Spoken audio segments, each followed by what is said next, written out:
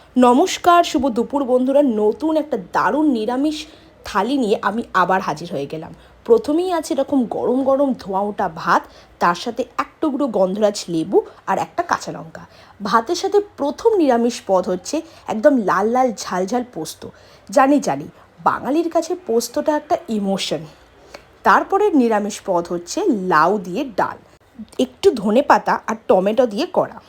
এটা নিরামিষ দিনে এত ভালো লাগে যে তোমাদের ভাষায় প্রকাশ করতে পারবো না।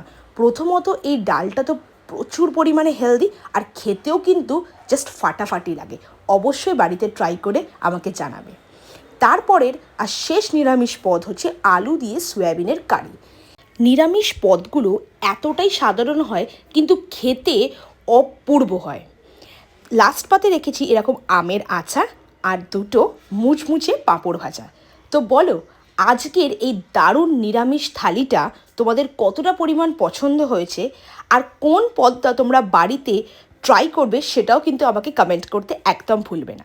আজকের মতো এতটাই, আবার আসবো নতুন কোনো একটা থালির ভিডিও নিয়ে। আসলাম বন্ধুরা।